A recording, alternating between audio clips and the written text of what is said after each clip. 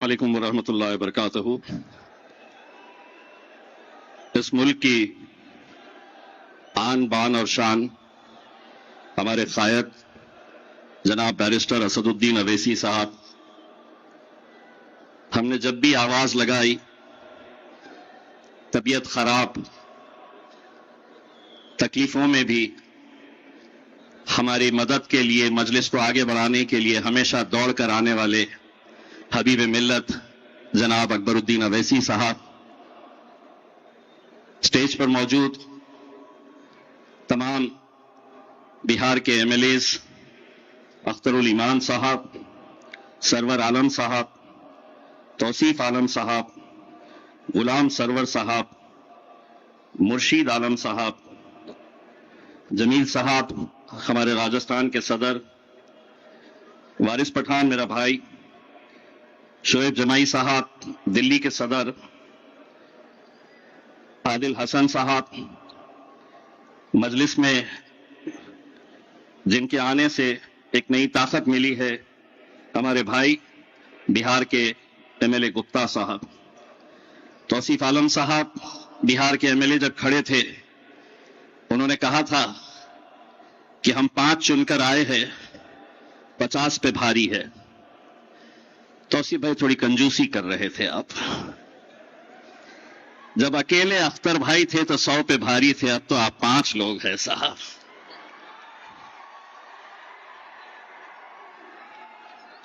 आदिल हसन मजलिस का एक सच्चा सिपाही, जो इस इलेक्शन में महज चंद वोटों से हारा है। मैं आदिल भाई को यह कहना चाहता हूं कि आदिल भाई 1 साल के अंदर मैं 2 इलेक्शन हारा हूं, एक एमपी का इलेक्शन, एक एमएलए का इलेक्शन हारा हूं। इलेक्शन हारा था, हिम्मत नहीं हारी थी।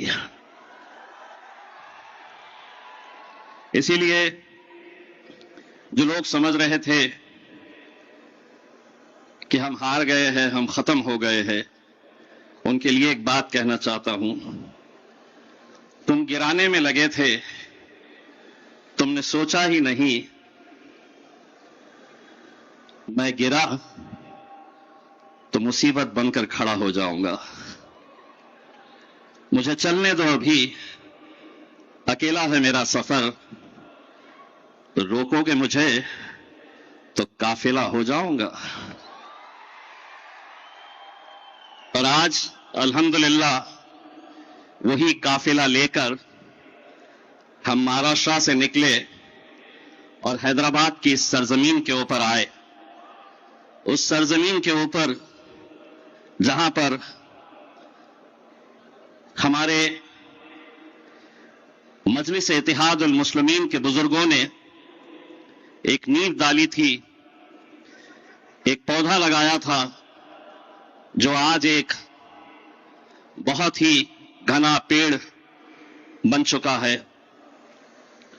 मैं इस मौके के ऊपर मजलिस इत्तेहाद उल मुस्लिमीन के दारुस्सलाम डे 60th डे के मौके के ऊपर मैं मजलिस के तमाम जिम्मेदारान और खुसूसन बैरिस्टर असदुद्दीन अवैसी साहब और अकबरुद्दीन अवैसी साहब को बहुत बहुत मुबारकबाद पेश करता हूं।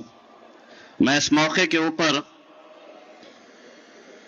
अहमद पाशा कादरी साहब का इंतकाल हुआ, आज वो हमारे बीच में नहीं है, मैं उन्हें खिराज अकीदत पेश करता हूं।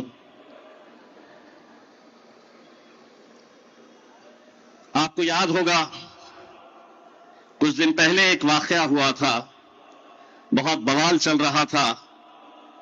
हमारी मुंब्रा की ये बच्ची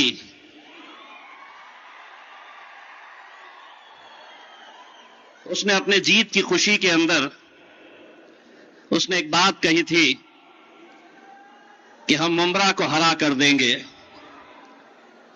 तो इतना बवाल किया गया था मानो देश में कोई मुद्दा बचा ही नहीं था। 8 बजे रात में, 9 बजे रात में, 10 बजे रात में कोई भी चैनल खोल लो तो बस उसी के ऊपर चर्चा हो रही थी कि मुंब्रा को हरा कैसे किया जा सकता है। एक भारतीय जनता पार्टी का एक तोतला नेता है, वो वहां पर पहुंचा मुमरा में, और वहां पर जाकर उसने कहा इत्ते उपत्ते तल दो।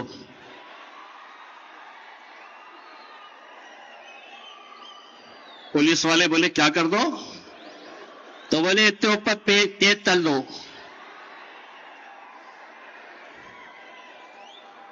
उसने समझा कि इस बच्ची के पीछे कोई है नहीं, ये मजलिस इत्तेहाद उल मुस्लिमीन के साथ जुड़ी थी।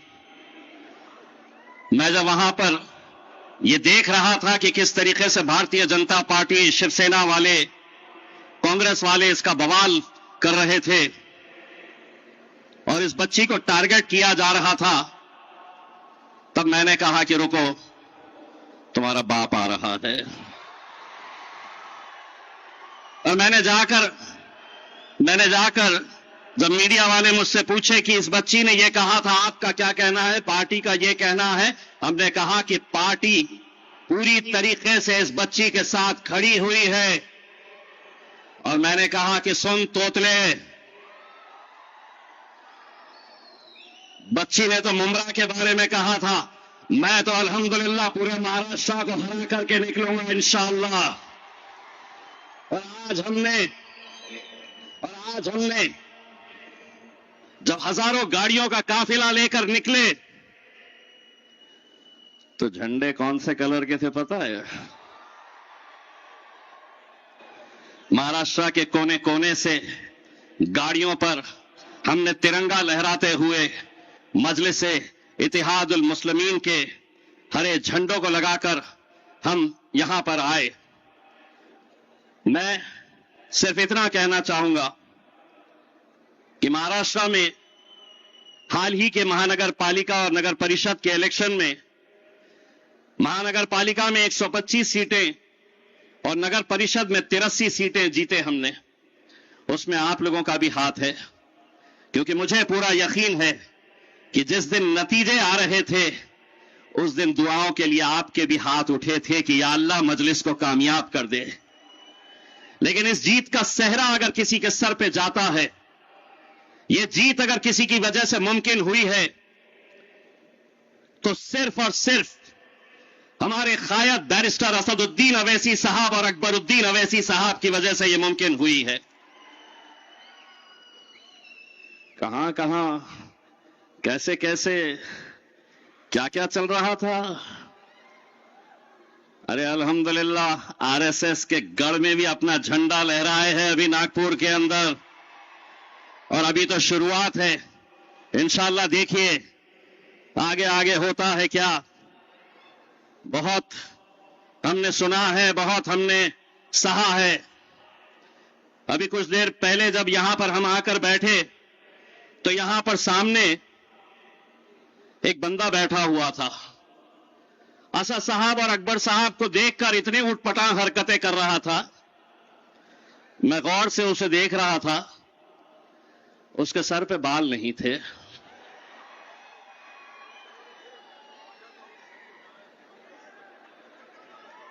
नहीं, वो बोलना है असद भाई इसलिए जरूरी है। मैं बोला कैसा आ गया उन्हें वहां से यहां पे, और हमारे मजलिस के जिम्मेदार, कितनी गलत बात है। उसको उठाकर लेकर चले गए, यहां से उठा के वहां पे बाहर लेकर चले गए। रुकना था। अपन जाएंगे ना सब जने यूपी जाएंगे और वहां पर जाकर अपने बालों पर हाथ, वहां जाकर असद भाई महाराष्ट्र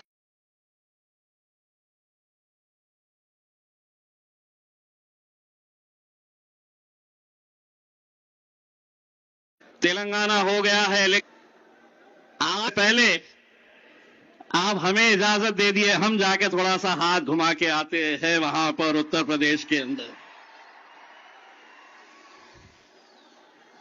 आपने सुना होगा कि आज इस मुल्क के अंदर कैसी कैसी बातें। आसाम के एक मुख्यमंत्री साहब ने कहा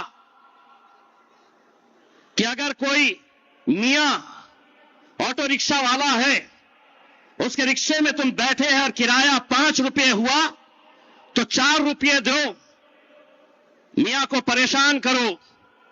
असद भाई ने जवाब दिया, तू 1 रुपया कम दे रहा है, ले मैं तुझे 2 रुपये देता हूं, 1 रुपया और देता हूं। यही बात अगर अकबर भाई बोले होते तो क्या बोले होते हैं? क्यों मियां, 2 खींच के देता हूं तुम्हारे को। पैसे की बात कर रहा मैं, हाँ, बाकी और कुछ भी नहीं, वरना ये लोग बैठे हुए हैं उसमें अपन से पैसों की बात कर रहे हैं उसमें। सिर्फ सवाल ये पैदा हो रहा है कि एक बिहार के एक मुख्यमंत्री एक बच्ची का हिजाब खींच लेता है और उत्तर प्रदेश का एक मंत्री कहता है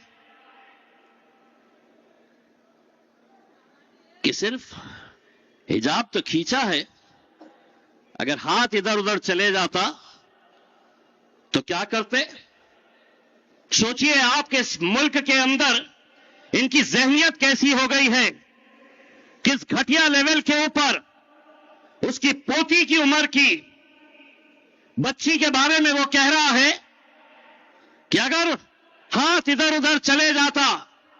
कोई कांग्रेस का लीडर बोला नहीं, कोई समाजवादी पार्टी का लीडर बोला नहीं, जिस लहजे के अंदर उसको जवाब देना चाहिए था हमने जवाब दिया। अगर तू हमारे सामने होता और इस तरह का अगर तू जबान का इस्तेमाल करता तो तेरा हाथ तोड़कर दूसरे हाथ में दे देते हम। अगर किसी भी जाति, किसी भी धर्म और किसी भी मजहब की बच्ची के बारे में तुम ये कहते, समझ रहे हैं? हम कुछ भी बोलेंगे तुमको सुनना पड़ेगा। नहीं, हम कोई दूसरी सियासत जमात को मानने वाले नहीं है, हम शेरों की जमात से ताल्लुक रखने वाले हैं। हमने अगर बोलना सीखा है तो अकबरुद्दीन अवैसी साहब से और असदुद्दीन अवैसी साहब से बोलना सीखा है, और इतने सालों तक तुम बोलते थे। अब हमें मौका है, अब हम बोलेंगे। और तुम्हारे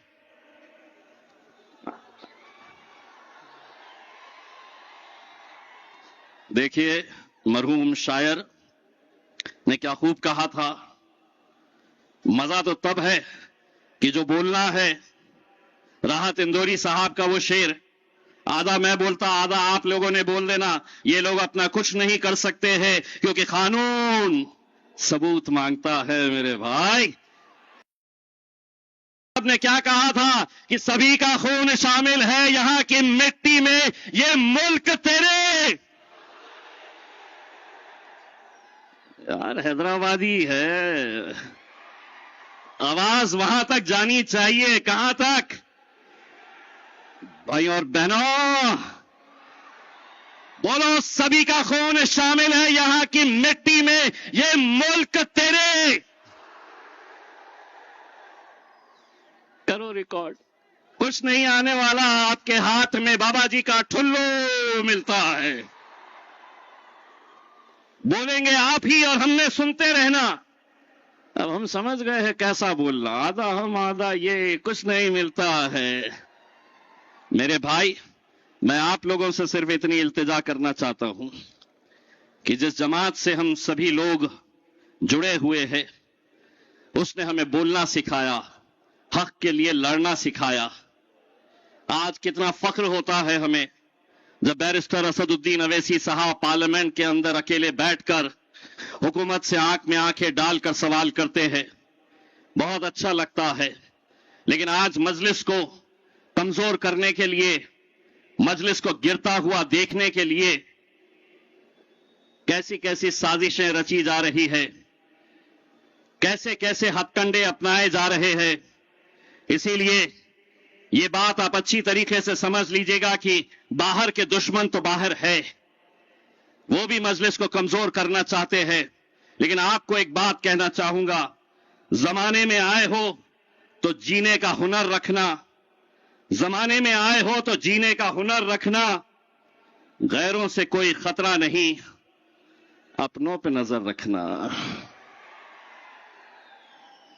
मजलिस को कमजोर करने वालों में गैरों से ज्यादा कुछ अपने ही लोग हैं जिन्हें अच्छा लगता है किसी और का झंडा और डंडा पकड़ना। लेकिन आज मजलिस की वजह से ये झंडा भी अपना है, डंडा भी अपना है। मोदी जी समझ रहे हैं कि ईवीएम हमारी है, हुकूमत हमारी है, पुलिस हमारी है, लेकिन आवाम हमारी है मेरे भाई। यकीनन आप लोगों ने जिस मजलिस को यहां पर पलता हुआ, बड़ा होता हुआ देखे है, आज पूरे हिंदुस्तान के अंदर मजलिस कैसे ताकत के साथ पहुंच रही है। मुंबई में 8 सीटें जीत कर लाना यकीनन अतीक सर मुबारकबाद के हकदार है। यकीनन महाराष्ट्र के वो, औरंगाबाद के वो तमाम गैर मुसलमान, दलित, पिछड़े जिम्मेदार है कि महाराष्ट्र के अंदर सबसे ज्यादा 33 सीटें अल्हम्दुलिल्लाह औरंगाबाद के अंदर हमने जीत कर लेकर आए। यह अल्लाह का लाख लाख करम है। मुमरा में 5 सीट क्या लेकर आ गए, सारों के पेट में दर्द शुरू हो गया।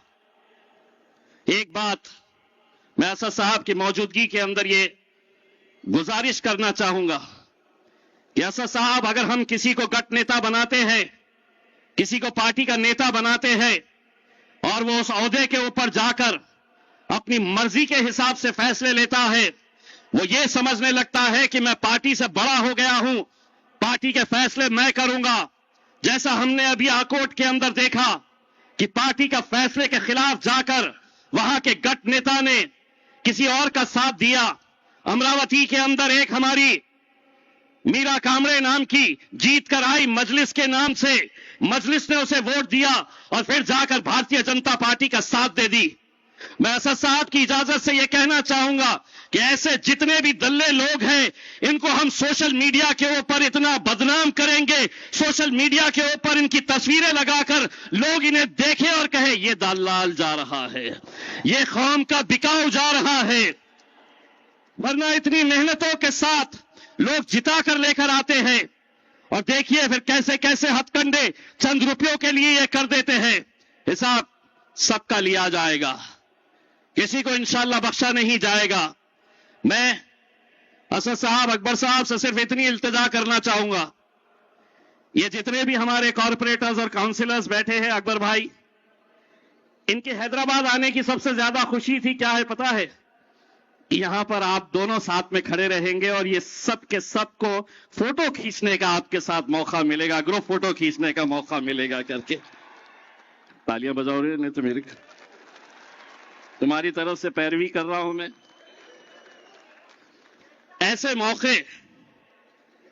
मौके ये हमारी खुशनसीबी है कि जिनको लोग देखने के लिए तरसते हैं, आज वो दोनों ही हमारे शेर हमारे सामने मौजूद है। हमारी फख्र है, हमारी शान है ये। हम हर चीज बर्दाश्त कर सकते हैं, लेकिन मजलिस के हमारे ये दोनों ही शेरों के बारे में हम खतई कुछ बर्दाश्त नहीं करेंगे। बस आप लोगों से यही इल्तिजा करने के लिए आए हैं हम कि अब ये सफर आगे बढ़ेगा, बहुत तेजी के साथ बढ़ेगा इंशाअल्लाह। अगर असद साहब ने हुक्म दिए, अपनी तो यूपी में ससुराली है भाई, मजा आएगा। वहां पे अपन तकरीर कम करेंगे और बालों में हाथ ज्यादा फैला है।